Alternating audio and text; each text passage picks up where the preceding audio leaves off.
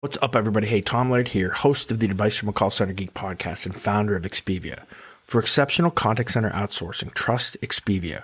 We're fully AI-driven, as all of you know, and can handle voice, email, chat, and all of your digital channels. Our 600-seat USA contact center is expert in healthcare, financial services, insurance, tech support, retail, and more. Experts on the NICE CX1 platform, we ensure seamless customer experiences. DM me or visit expiviausa.com for more. What's up, everybody? Welcome back to another episode of Advice from a Call Center Geek. My name is Tom Laird. I'm the CEO of Expivia Interaction Marketing. We are a call center outsourcing organization located here in the States and in Pennsylvania.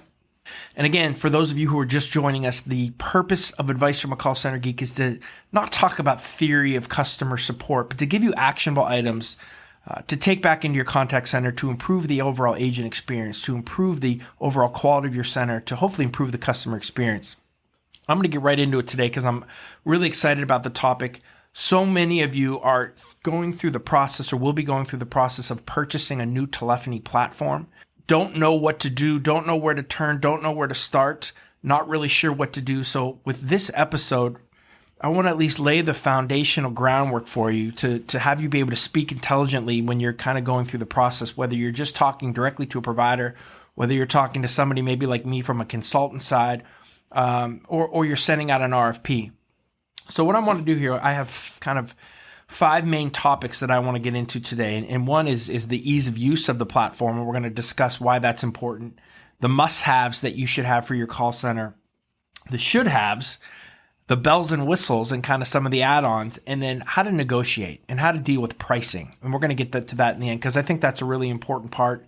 And especially from a technology standpoint, those providers always seem to have the upper hand because they know the deal. Well, this is something that's new for a lot of people.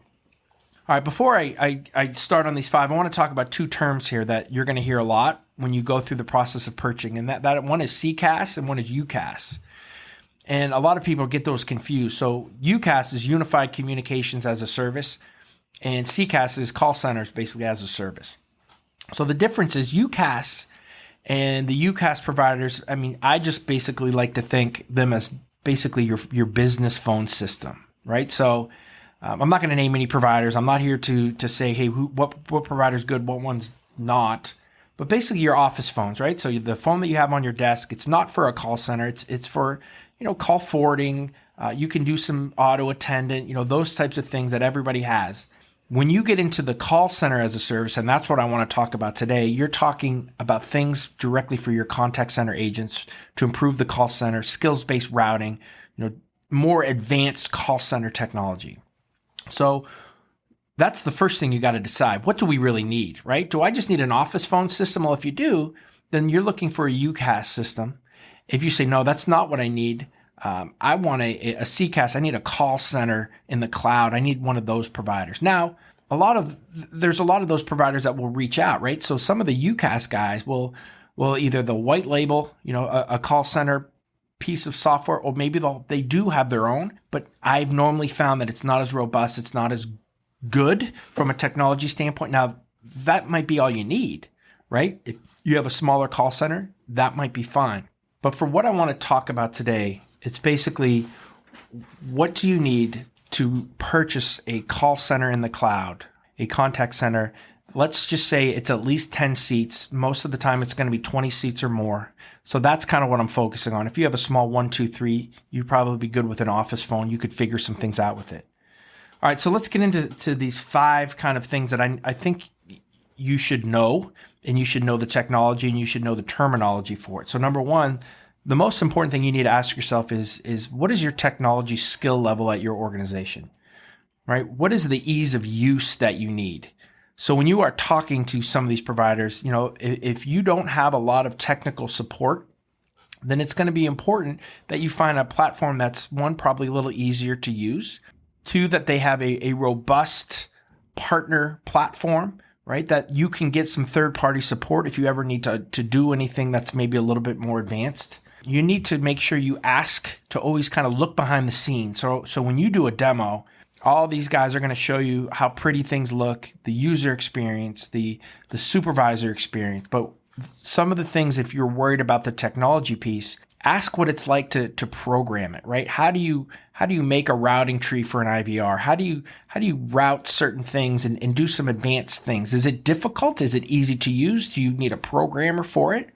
So make sure that you're asking, kind of look, behind the scenes a little bit and deeper into the platform on what type of programming needs to be done.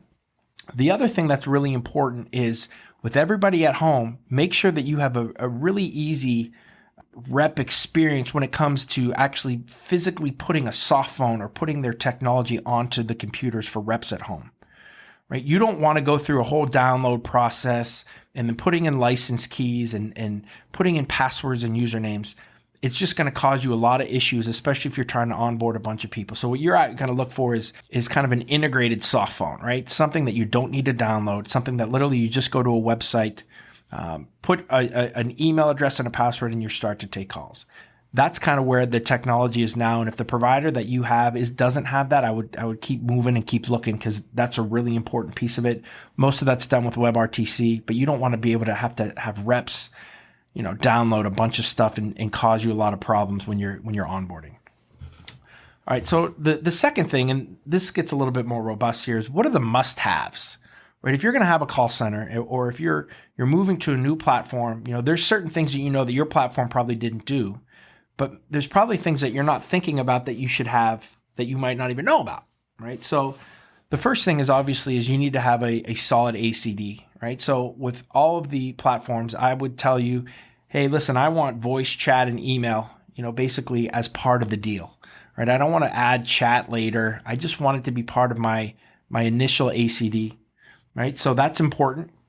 You're going to want to have skills-based routing. I think all of us, if you're in the call center space at all, that's something that you need. The ability to skill reps into certain quote unquote phone numbers, right? To make sure that the right call is going to the proper agent, setting different preferences so that if you have a newer agent, maybe they're not taking as many calls. But skills-based routing is kind of the standard. Everybody pretty much has it, but it's something that you need to make sure that you understand when they're talking about it. Do you want an IVR or an auto attendant? How easy to use is that? How easy is it to set up? Very important. The next thing is really important, because most of you do need this, and that's integrations. So I should probably have had this in the ease of use as well, but how easy is it for you to integrate your Salesforce platform, your 365 Dynamics platform, your proprietary system that you have? Is it a huge expense? Is it something that the telephony platform is used to doing? Do they have a partnership agreement with that group that you're using? Are there APIs available for your proprietary system for them to kind of talk? So integration is a really big, important piece of this. And even if you don't have an integration right now, it's really cool if you explore that option to try to get that implemented if you're going into a new platform, so that you have seamless connectivity. Next is recording, making sure that all of your calls get recorded. You can, pull them. I prefer to have all of our recordings pulled directly from the platform that we're using onto a storage server and then onto AWS for any long-term storage. All the platforms will allow you to house your recordings on their servers, but there's going to be a cost for that. So make sure that you understand what the cost is. If you keep them there for over a couple months, it's always normally better to at least sign up for Amazon Web Services, at least from their backup, get some storage space and kind of move that stuff onto there. That's kind of just a little bit way to save some money. Monitoring, right? So you want to have a couple options for monitoring. One, you want to obviously just to be able to listen anywhere you are, right? So there's a very easy way to monitor. You want to I call it the voice of God, right? But it's basically where a supervisor can talk to the rep, right? But the customer does not hear it. So that's good for coaching. That's a whole other topic too. Some reps like it, some reps hate it, but the option should be there. And then the third option should be, you should be able to barge in. So if you have a QA person who's listening and the call is just totally going off the rails, that somebody can then take that call over very easily without it having to be transferred, and you have control over that, and the rep understands that. One of the things that has really surprised me is the lack of real-time reporting that a lot of platforms have, or the extra expense it costs to purchase a license for real-time reporting, which totally blows my mind. If you're looking at any of the big players, it's all included. Right? So you need to do two things from a real-time reporting standpoint. One, you want widgets, so little widgets that you can have up on your screen that show you the number of service level, the abandoned, how many calls in queue, those types of things. But then you also want little interval and summary reporting too. So each rep, how many calls they're taking, what's the handle time, what's the talk time, looking at that from a program and a skill standpoint, and then looking at it from a rep standpoint. You also want to have your agent be able to have an agent state report so that you can see how long reps are on calls, be able to double click on the rep and see where they are for the day, what percentage of their time is in after call work, be able to set little parameters with that as well. So from a supervisory standpoint, don't underestimate or don't think that every platform has just this real robust real-time monitoring, dashboards, those type of technology, because the main players do. But if you're looking at somebody that doesn't, make sure that you're getting everything that you think when it comes to the reporting aspect. The other thing is you want to be able to get historical data extremely easily, and also a lot of you have a BI tool, right? So a lot of you are using, some type of business intelligence to where you can pull out all your telephony data, put it into a different tool for maybe some executives who like report certain ways. So make sure that you will have access to that information, access to that data, and that it's easy to access as well. Reliability is something that, you need to discuss as well. And every platform is going to tell you that they're, up to 5 or 6 levels of 9 and they're up all the time. But this is where you really need to ask for some references, where you need to go and search online and really look to see what the reliability numbers really are. Does this platform have problems with staying up? Are they down, even for 15 minutes once a day? You might be at 5 levels of 9, but that's a pain in the rear if you're down every single day for 15 minutes. Now, there's a ton of stability, again, with the main players, but depending on where you want to be, reliability is a huge question to ask for to make sure that you're there. And then something that a lot of people don't think about is, how does their service packages work, right? So pretty much everybody allows 24/7 access to a 1-800 number where you could pick it up and you can call basically at their tech support. But what if you want another layer of that? What if you want your own account manager? A lot of platforms, or pretty much every platform, is doing this a different way. So ask how their service packages work. If you are, I would say if you're above a 50-seat call center, you want someone that's relatively dedicated, or at least you want one voice that you can call. Maybe they're not dedicated, but there's one voice that you can call that understands your business type. This is another way, though, that some of the providers can upcharge you, right? You get a service package that you don't need. So make sure that you look at the service package and make sure it's something that is acceptable to your organization and that you think is worth the cost of that as well. All right, so I think those are some of the must-haves, right? Everything from obviously your ACD and skills-based routing, be able to do integrations, looking at the service packages and the uptime. What are some of the things I think you should have, right? And from a should-have standpoint, and again, this is depending on side, is WFO, is workforce optimization. Right. So be able to, look at a macro level of your call center traffic that's coming in and be able to staff accordingly down to shift schedules. So that can be a huge boost for all of your efficiency, has a huge ROI return, especially if you have not had a WFO platform before, especially if you are growing and you're managing with, spreadsheets. And schedules are done maybe not in the most technical way. So I think, WFO is something that can really pay some benefits for you. You should have, and this almost goes into the must-have, some type of QM platform or quality management platform. So whether you think you can do it on your own, and to be honest, that's kind of what we do here at Expivia is we have our QA staff. We create forms based on every single client. We use some analytics and real-time listening to kind of make sure that our QA is doing right. But there's a lot of really cool tools out there that are analytic and AI infused so that they're doing a lot of the listening for you, and they're tagging different calls and tagging different pieces of the call to say, hey, we need to listen to this, or, there could be something that's not right with this call. But that probably should be in the must-have, but making sure that you're either going to look at their QM platform, right? You like their QM platform, which I think is a huge piece of what you should be purchasing or what platform is going to work for you.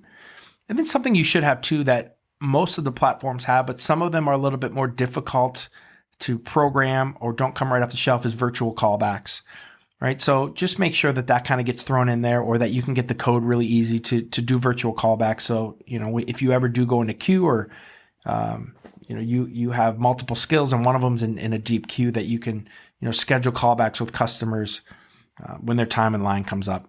Just something that maybe not everybody thinks about, but I think it's a really important piece. All right, the next thing is, what are some of the bells and whistles, right? So, if you have kind of what we just talked about there, you have a really solid platform. You're going to be doing really well. But let's say you want to take it to the next level. What are some of the kind of cool things that you can do? And I'm not going to talk about, well, I guess, we can get into that here as well. Speech analytics, right, is something that's really cool. I've talked about it ad nauseum. You guys can go to a bunch of podcasts and hear, what I have to say about that. What a huge fan I am of that. Getting into the Google transcriptions now, and real-time transcription, that stuff's now available. Really cool technology. Advanced reporting. So when I say advanced reporting, this is looking at not only the telephony data, but being able to pull in third-party or your CRM data into one platform that kind of meshes them together with the telephony data. So let's just say that you're doing an inbound program, and cross-sells and upsells and cost per call and all that is really important. Well, if you have all that information in a CRM, advanced reporting can kind of bring that in so that you can set dashboards up and you can do some really cool things. So a senior manager can see what's going on, not only with the telephony piece, but also maybe on the efficiency or the cost expenses as well, that are coming from the actual numbers from a CRM or from a database that you may have. So kind of meshing telephony with data that is non-telephony. Voice authentication, something that's really cool and can cut down a lot of time. It's a little expensive, but having the system, right, understand who the customer is by their voice. So they do a little bit of a sign up. Next thing you know, next time they call in, you don't have to authenticate with their social security number, their date of birth. The system is going to do that. The reason I'm kind of bringing up these bells and whistles is if this is something that you want, make sure the platform that you are going to has this stuff, right? Because not all of them do. So again, I should have probably prefaced that before I talk about that. So that's why I'm getting into this. So all of these questions, these kind of different things that you can use, you have to decide if it's good for your business or not. And if all these things you like and you really want them, make sure that the platform that you're doing, don't go down the road without asking these questions so that, you're halfway through, you've done 2 demos and they can't do 5 things. If that makes sense. And then I want to talk about pricing. So this is a really important piece. So the number one tip that I will give you as a call center consultant and being in the business forever is to negotiate everything. And when I mean that, I really mean every item line that you get when you get that first pricing spec sheet. I would talk about it and try to negotiate it all down. This especially goes for your implementation costs, right? Depending on what you want, depending on how much integrations you have. Make sure that you knock that number down. Most of the platforms are expecting you to do that. So you're not being rude. Knock those numbers down. And if you don't feel comfortable with that, then you need to call me and we can do it for you, or we can do it with you and kind of help you through that. The other thing that you can do to save money on your implementation is look at if they have any third-party implementers. We actually use the third-party. It's no news here that we're on InContact. When we started with InContact, we actually had a third-party do our implementation, and it worked out awesome. In fact, it was a little bit better because it was a little bit quicker. So again, there's those questions that you can ask too. If you knock the number down, but it's still not where you need it to be, ask about a third-party implementation, and they can hook you up with some partners who can give you their own specs, and they do a heck of a job. So that's something to kind of think about as well. The other thing from a pricing standpoint is know if you want to do it by agent or by seat, right? So like kind of concurrent users or if you want to do it by agent. So think about this. And this is kind of how we do it here is I have 3 shifts 24/7. So the first 2 shifts are obviously have the most amount of associates with it. Only 1 rep can sit in a station at once.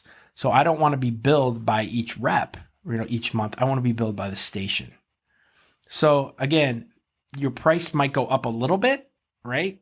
But overall, sometimes it might work for you depending on how many shifts and how many reps you have.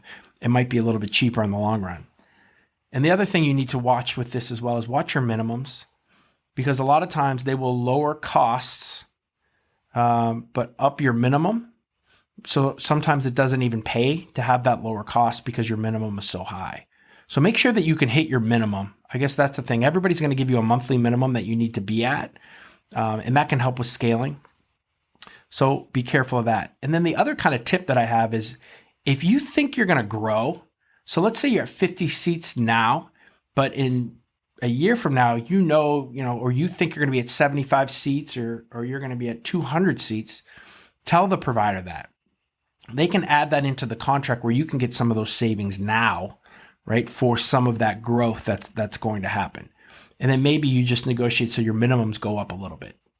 So those are, I guess, some tips I think as well that you can kind of get through from the pricing standpoint, but just talk to them about everything. They're coming in with numbers that they're expecting to be negotiated. If you don't negotiate, then basically you're paying too much. I will say this, and I'm probably going to get a bunch of mean emails for this. On average, for a very robust platform, right? So must-haves, meaning all these must-haves from the ACD to integrations to recording to real-time dashboards, having a service package, maybe you have WFO as well, those types of things. You look to pay right now anywhere between $150 to $275 on average per seat per month, depending on what you want. That's what I've seen from the consulting side, and I think is a relatively good number for you to budget. And if a provider comes with a $400 seat cost, I think that's way too much. So so that's kind of getting into my mind a little bit from the consulting side. You guys know I have anything that I think is I can add value, I'm going to give to you. I don't keep anything. I don't do anything for pay me to give you this information, which is, I know, totally counterintuitive to where a lot of people think. I will tell you, though, that we do have a consulting arm here at Expivia that is basically just me, because I know all the platforms, I know all the players. They won't really, I don't want to say mess with you, right? If they know I'm kind of involved. So if you are looking to go through a process or an RFP or going to go talk to some providers, hit me up. You can go to callcentergeekconsulting.com and fill out a little form, or just shoot me an email at tlaird@expivia.net, or just DM me on LinkedIn. Anywhere that you want to talk, just let me know. There's no fee. I get paid on the back end by all the providers, so I'm totally agnostic to any platform. I just want to try to help you kind of get into the right the call center platform or telephony partner that's going to help your business the most. Great lead in for my last little piece here. I would love for you guys to join the Advice from a Call Center Geek texting community. So if you can just text hi or hello or call center geek, whatever you want to text, to 814-247-0366, that will start the process to get you signed up for the texting community. Again, I will never sell to you. The only thing that I'm going to provide is other call center content, directly to you. We have about 150 community followers right now, which is pretty cool, which I wanted to get it to about 100 to 150 so that I could really start to, really push information out and push content out. You also have access to me. So if you ever have any question, and the community is really small right now. So if there are any call center questions, I'm going to be able to get right to them and answer you back and try to help in any possible way I can. So again, that number is 247-0366. So just text Call Center Geek to that, and it'll kind of get you signed up for that. And also, if you have any other issues or questions and you want to reach out to another community, we have the Advice from a Call Center Geek Facebook community. So check that out as well. And that's just a bunch of like-minded call center individuals, talking about some issues and problems that they have and trying to help each other. So again, thank you guys very much. I think that this was a pretty cool episode. I think, and hopefully that this opens your mind a little bit and makes you a little bit more educated to some of the lingo and some of the things that you can kind of ask for when looking for a telephony platform.